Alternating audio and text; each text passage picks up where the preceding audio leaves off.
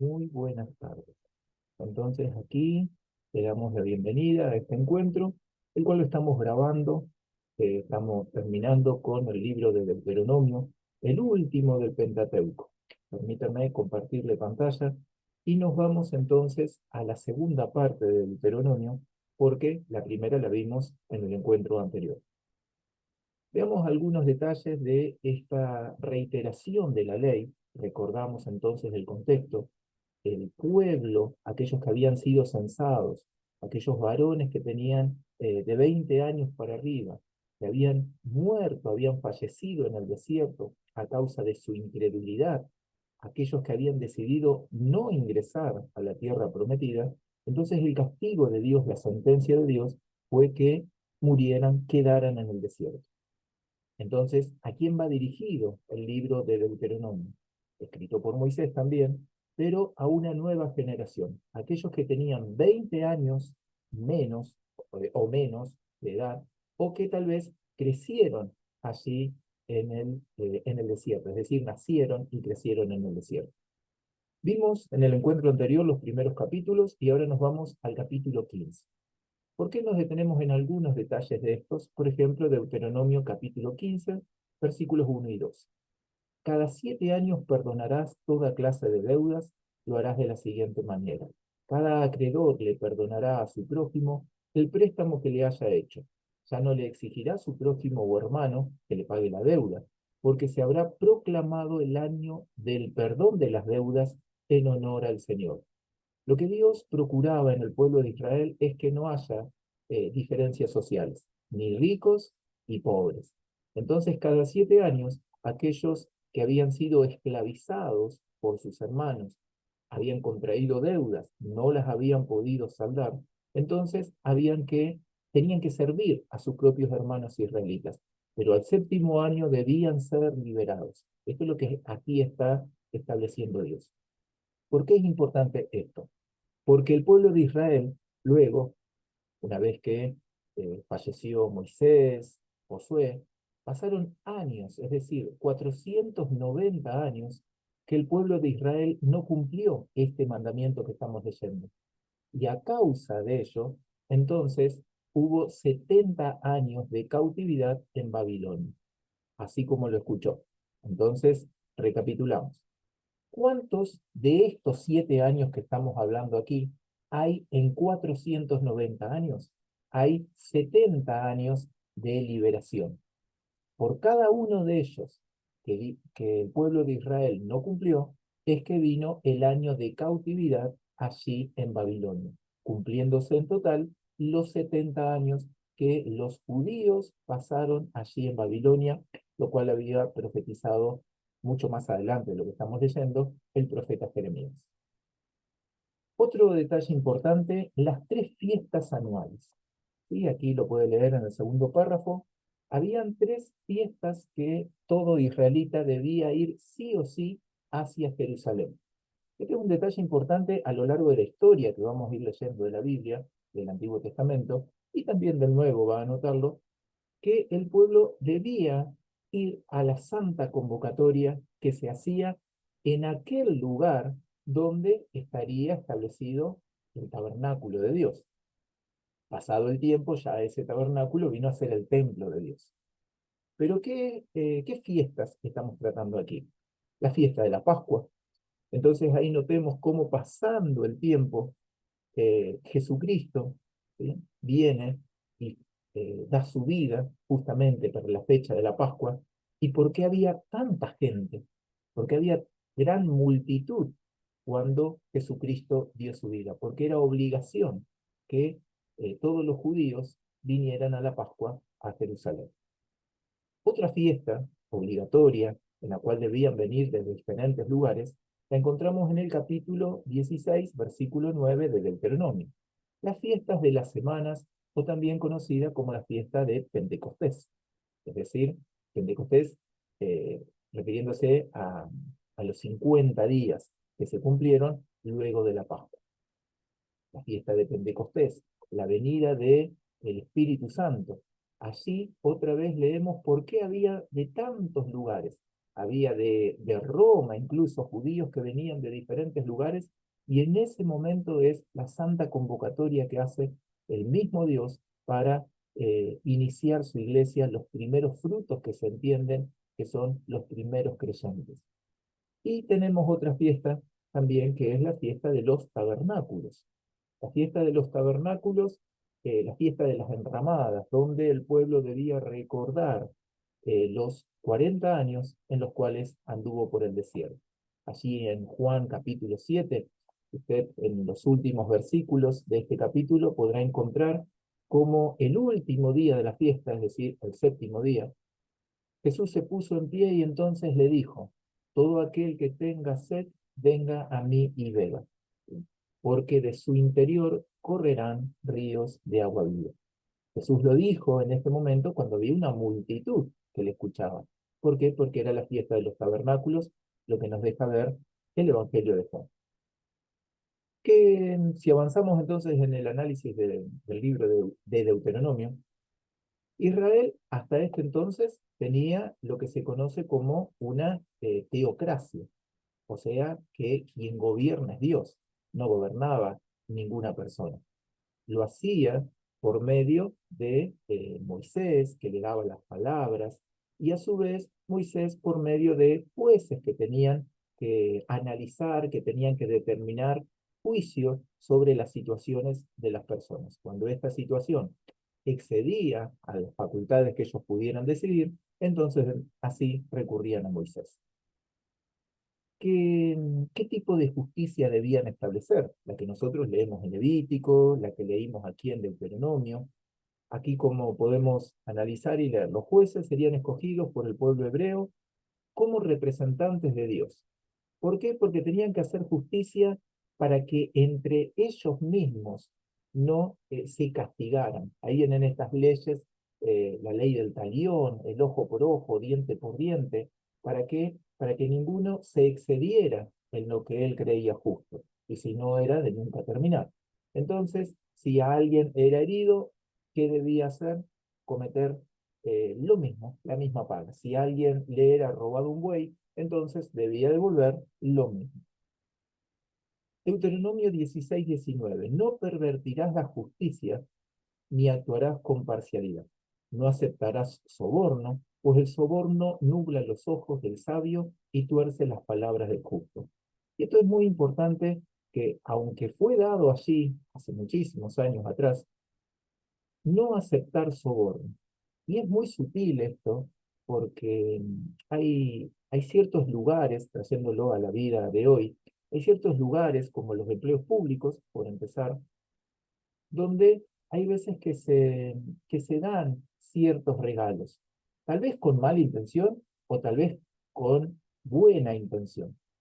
Vamos a explicar los de la buena intención. Creo que los de la mala intención se sobreentienden.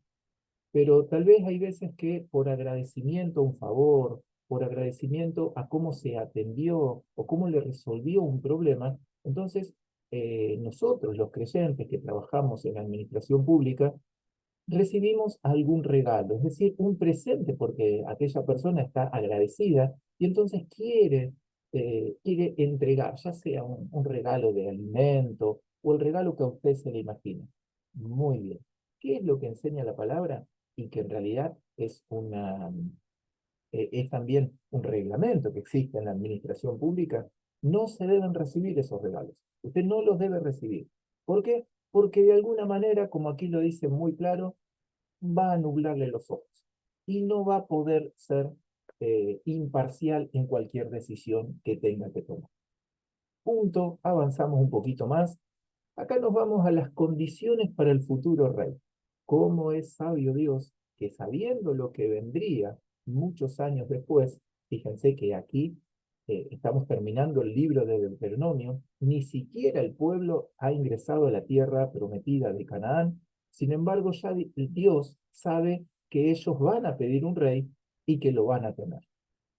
Entonces le dice, capítulo 17, y ahí vamos a ir analizando estos versículos, las características de estos reyes. Y usted ahí puede empezar a pensar sin complicarnos en aquellos en aquellos reyes que hubo luego del norte y del sur, pero pensemos en los tres que estuvieron sobre el reino de Israel, cuando el reino estaba unido, es decir, en el rey Saúl, en David y en Salomón. ¿Qué características debían tener? Una vez que se establecieran en la tierra que Dios le daría, es decir, en la tierra de Canaán, ellos van a querer tener un rey, así como las otras naciones lo tenían, es decir, dejarían la teocracia. ¿Qué ahora debía cumplir? Que no tuviera gran cantidad de caballos. Ya vamos a llegar a la lectura de Saúl, David y Salomón. No debían tener gran cantidad de caballos, es decir, no debían ostentar ellos, no se debían llenar de muchos bienes, ni hacer que el pueblo se vuelva a Egipto. Ahí tiene un significado espiritual. Recuerden que Egipto representa la cautividad, el tiempo en el cual vivíamos en pecado. No debía el pueblo de Israel volver los ojos hacia aquel sitio, no debía ser tratados con aquellos que, eh, o con aquel lugar donde habían sido cautivos. Y sin ir muy lejos, nosotros podemos recordar al rey Salomón, como en ese acuerdo, en esa sociedad con el faraón, se casó con su hija. Y eso trajo problemas para Israel. Bueno, eh, no vuelvas más por ese camino. Otra característica, el reino tomará para sí muchas mujeres. ¿Por qué? Porque conforme lo dicho aquí, le pasó a Salomón. Tomó muchísimas mujeres, concubinas, esposas, ¿y qué es lo que ocurrió? Que extravió su corazón. Llegó a que no tan solo él, sino que el pueblo adorara a aquellos dioses de sus concubinas y de sus esposas. No acumulará enormes cantidades de oro y de plata. Es decir, que su corazón no se pierda en las cosas materiales y que siempre se mantenga cautivo a Dios. Bueno, estas son las características, ahí lo podemos seguir leyendo, versículo 18 hasta el 20, que hay una característica importante aquí, versículo 19, que debía copiar una ley. Esta copia la tendrá siempre el rey a su alcance y la va a leer todos los días de su vida. Qué interesante, porque así como nosotros hoy podemos decir, tengo que leer la Biblia todos los días, tengo que alimentarme diariamente de lo que Dios me da, llámese devocional o lectura diaria, pero el rey todos los días debía leer la palabra de Dios. Era un mandamiento esto. Vamos a leer próximamente que los diferentes reyes hasta perdieron, no tan solo perdieron el mandamiento, sino perdieron la ley. Por eso hay uno de los reyes, así Josías, pasado muchos años después, que realiza el gran encuentro, el gran hallazgo de haber encontrado el libro de la ley. Y ahora, avanzando, tenemos diferentes leyes que muestra el libro de Deuteronomio. Leyes que están repetidas, como lo habíamos dicho, así en Levítico. La ley se muestra considerada, la ley aquí habla respecto al servicio militar. Algo que, si usted conoce la relación hoy de Israel, es obligación, tanto para varón como para mujer, guardar el servicio militar. Pero había ciertas características de aquellos que estaban desobligados del cumplimiento de este mandamiento. ¿Quiénes? Los que habían comprado una casa nueva, los que habían construido una casa nueva, sembrado una viña, habían contraído matrimonio, ellos estaban eximidos del servicio militar. ¿Por qué? Porque estaban con la cabeza en otro lugar. Es decir, ellos querían ir a cumplir, ya sea con sus votos matrimoniales, querían ir y gozar de aquella vivienda, y gozar, ir y gozar de aquellos frutos de la viña. Entonces, como estaban con el corazón en otro lugar, ¿qué debía hacer? Debían irse del ejército. ¿Por qué? Porque ese pensamiento que ellos tuvieran los iba a contagiar a los demás. ¿Qué era lo que les iban a contagiar? El no pelear, el no querer ir a la guerra, porque ellos tenían la cabeza y el pensamiento en aquel lugar que habían dejado. Por lo tanto, se debían liberar, como dice la escritura, aquí lo leo en rojo, para que no apoquen el corazón de sus hermanos. algo también importante y algo que nosotros vemos y vamos a ir leyendo más adelante. Destrucción de los cananeos, es decir, cananeos, aquellos que estaban ocupando la tierra a la cual, o la tierra que había sido dada al pueblo de Israel por Dios. Todas esas ciudades, es decir, todos los lugares de conquista debían ser destruidos, debían ser totalmente liquidados. ¿Por qué? Lo vemos en Jericó, la primera de las ciudades que toma, todo aquello era anatema, o sea, todo aquello era destinado para destrucción y el pueblo tenía que cumplir con ello. Vamos a notar, una vez que ingresemos en la lectura de Josué, que no lo hicieron. No lo hicieron y por lo tanto pagaron las consecuencias. ¿A quiénes, cuando usted lea el libro de Deuteronomio ahí, a quiénes sí le podían perdonar la vida y los podían tomar como siervos? A aquellos pueblos que no eran cananeos, aquellos pueblos que estaban en diferentes regiones que no eran de la tierra prometida.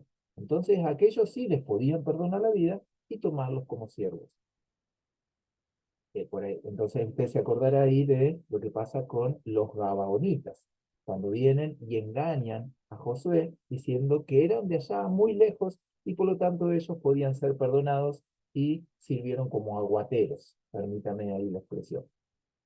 Pero ¿qué debía pasar con los de Canaán? Los debían destruir completamente y ya vamos a leer cuando ingresemos al libro de Josué que este mandamiento no fue cumplido. Y como consecuencia de ello, entonces el pueblo de Israel terminó adorando a los Baales y a Astarte, Astarot, todos aquellos dioses que tenían los de Canaán. Las vestimentas. ¿Por qué nos detenemos aquí? Porque es algo muy importante incluso al día de hoy. La vestimenta de los varones debía ser diferente a las vestimentas de las mujeres. Es importante que nosotros leamos mucho respecto a las costumbres del pueblo hebreo, porque esas costumbres, a las buenas costumbres, porque Dios las estableció allí. Entonces, de allí podemos aprender esta diferencia que hacen. ¿Por qué? Porque la tenemos que aplicar hoy también. Una es la vestimenta para los varones, otra es la vestimenta para las mujeres, porque tiene que quedar claramente que Dios creó dos sexos, digamos, ¿sí? Creó al varón y creó a la mujer, y no los tenemos que mezclar.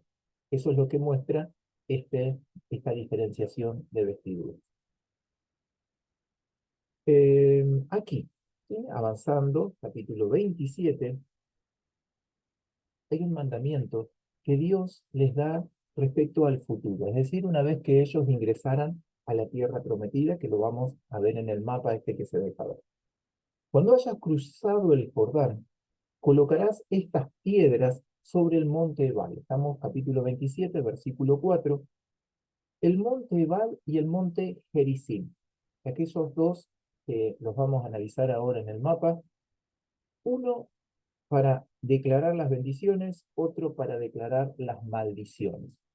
Pero noten que esta palabra, así como la leemos aquí, luego Josué la llevó adelante letra por letra. En Josué capítulo 8, versículos 30 al 32, usted puede buscar y leer cómo el cumplimiento de este mandamiento a futuro, pero concreto, que se escribiera en piedras allí en el monte Gerizim y en el monte Ebal, lo que, como recién dijimos, lo que concierne a las maldiciones y a las bendiciones. Un pasaje bastante conocido, muchas veces nosotros decimos las bendiciones que acarrea, las bendiciones que persiguen a aquel que cumple los mandamientos de Dios, y nos remitimos a Deuteronomio capítulo 28. Bueno, este es el contexto de Deuteronomio capítulo 28. Estamos en el capítulo 27 y todas esas declaraciones son dadas luego donde notamos aquí en el mapa. Nos venimos al mapita, ¿sí? ¿Qué vemos en el mapa? En el monte Ebal y monte Gerizim. Le recomiendo siempre que pueda, ¿sí? Que usted busque un mapa, que cuando aparezcan los nombres de montes, de lugares, los valles, ya sea el río Jordán, el Mar Muerto, que de a poco usted se vaya familiarizando con estos lugares, porque muy, muy interesante es para aprender de la historia de Israel. Aquí nos ubicamos en el monte Ebal, monte Gerizim, y acá, entre medio, usted puede leer Siquem, el valle de Siquem, que también es un sitio importante. Para cerrar la idea, entonces, en el monte Ebal y en el monte Gerizim es donde se van a dar estas declaraciones de las bendiciones y de las maldiciones, donde todo el pueblo de Israel se distribuye en las tribus, en los representantes de las 12 tribus, para empezar a declarar las bendiciones y las maldiciones. Usted, si desea, después puede extenderse en la lectura del capítulo 27, capítulo 28, y cómo Josué en el capítulo 8 de su libro lo lleva adelante. Pero acá también, ya que aprovechemos que estamos en este mapa, el valle de Siquem. Fíjese este lugar muy interesante en lo que hemos leído, en lo que nosotros desde Génesis llevamos adelante en la lectura. Entonces vamos a aprovechar que tenemos el mapa aquí como para recordar ciertos sucesos muy importantes. Notemos aquí dónde está Jerusalén, dónde está Belén, el Monte de los Olivos, y nos vamos hacia el norte, lo que se conoce como Samaria, pero Siquem, que es una región que aún hoy se puede identificar claramente el monte Ebal, el monte Gerizim y también el valle de Siquem. ¿Lo vio bien ahí claramente el valle de Siquem? Entonces, ¿qué es lo que significa Siquem? Siquem del hebreo hombre. Ese es el significado de Siquem, ¿no? Bueno, y se encuentra en medio de estas regiones montañosas, ¿no? La montañosa de Efraín, en la parte contra el norte de Palestina. ¿Por qué de Efraín? Porque es justamente la zona que tomó la tribu de Efraín. Aquí, punto uno. Fue en Efraín, perdón, fue en el valle de Siquem, donde Dios se le apareció a Abraham y entonces le prometió, le recordó y le reafirmó una vez más la promesa dada a Abraham.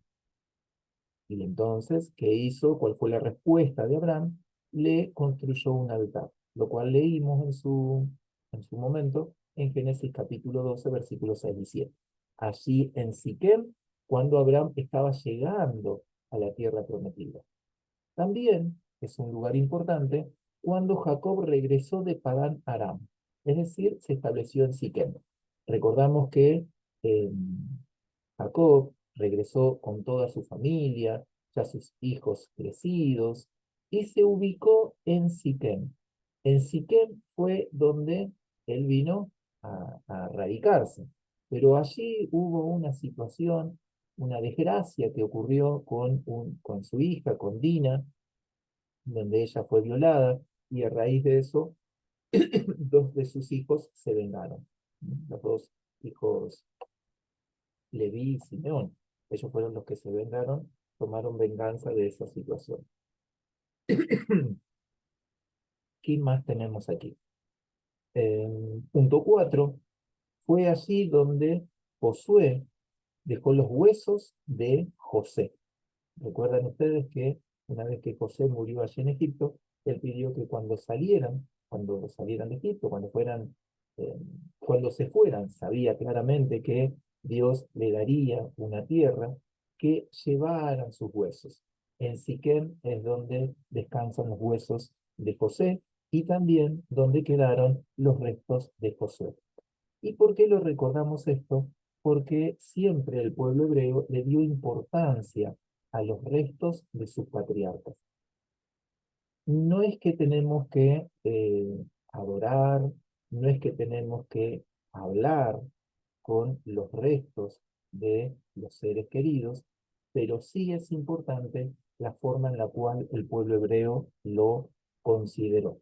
Ellos no los quemaban los restos como sí hacían muchos de los otros pueblos aledaños. Ellos no lo hacían, cavaban cuevas, compraban cuevas y allí guardaban los restos y reunían los restos de sus familiares en un lugar. Tanto aquí en Siquem, entonces nos encontramos con los restos de José y los restos de de José y de Josué. Muy bien. Y aquí, llegando al final, tenemos lo que se conoce como la libre elección, libre albedrío. Me gusta esta expresión, tal vez, o sea, tal vez no, en realidad no aparece la expresión libre albedrío en la Biblia, en ningún sector aparece, pero sí está la idea. Es tanto el amor de Dios para con nosotros que Él nos da la posibilidad de elegir, así como lo escucho. Dios sabe qué es lo bueno, Dios sabe qué es lo que nos conviene, y Él desea que nosotros elijamos hacer su voluntad, porque como consecuencia seremos bendecidos por ello. Pero Él, en su gran amor, le da tanto a usted como a mí la oportunidad de elegir qué hacer. Eso es lo que le llamamos libre elección, libre albedrío. Podemos iniciar en la decisión más importante, que es si he de recibir a Cristo en mi vida y hacerlo Señor. Esa es la primera elección, no es ninguna imposición. Luego, podemos ir a eh, decisiones tal vez de menor importancia, si me permite la expresión, pero muy interesantes, porque eso van a determinar el camino nuestro. ¿Qué es lo que aquí encontramos en Deuteronomio capítulo 30? Este mandamiento que hoy te ordeno obedecer no es superior a tus fuerzas ni está fuera de tu alcance. Es decir, todo lo que viene hablando respecto a los mandamientos eh, de, de cómo tratar a los hermanos a los 7 años, es decir, de liberarlos de la cautividad, cómo comportarse o cómo tratar a los hijos. Aquí no lo tratamos, pero si usted lo quiere leer, da una gran enseñanza respecto a los hijos rebeldes, cómo tratarlos. Está bien que nosotros no vamos a hacer lo que dice aquí el libro de Deuteronomio, pero sí es una enseñanza muy interesante. Cómo los hombres deben vestir de una manera, cómo las mujeres deben vestir de otra. Todas esas enseñanzas, entonces, las está dando aquí. Todas estas bendiciones y todas estas maldiciones que pudimos leer en Deuteronomio capítulo 28. Todas esas maldiciones que a lo largo de la lectura bíblica vamos a notar que se cumplen, lamentablemente, en el pueblo de Israel. La palabra de Dios es oculta, es decir, es un misterio que no podemos conocer. Vamos a notar que no. Versículo 12. No está arriba en el cielo, tampoco está allá, más allá del océano. No está lejos, no está escondido, está siempre dándose a conocer. Por eso versículo 14 es lo que eh, recuerda el apóstol Pablo. Es interesante el apóstol Pablo en sus cartas, aquí en Romanos capítulo 10, porque hace referencia a lo que ahora estamos leyendo en Deuteronomio. Como la palabra de Dios, cuando Jesucristo decía, escrito está, tantas veces que hace referencia a Deuteronomio. Y entonces el apóstol Pablo, capítulo 10 de su epístola a los romanos, también hace referencia a lo que vamos a leer ahora. La palabra está muy cerca de ti, la tienes en la boca y en el corazón, para que la obedezcas. Está siempre muy cercana la palabra de Dios. Hoy te voy a dar a elegir entre la vida y la muerte, entre el bien y el mal. Esa es la elección libre albedrío que el Señor nos da. Pero ¿qué es lo que el Señor quiere? Él quiere que nosotros amemos a Dios, que andemos en sus caminos y que cumplamos sus mandamientos, preceptos y leyes. Y de esa manera se ha de cumplir, que viviremos y seremos favorecidos, multiplicados en todo aquello en que pongamos la mano, porque nuestro Dios lo va a bendecir. Esto es lo que hemos podido compartir. Es cierto que hay varios puntos de Deuteronomio que no alcanzamos a analizar en este breve encuentro, pero bueno, el propósito es que usted sea bendecido y que sea enriquecido a partir de estos encuentros con la lectura de la palabra de Dios. Lo bendigo grandemente, como en cada ocasión, que la gracia y la paz del Señor estén sobre su vida.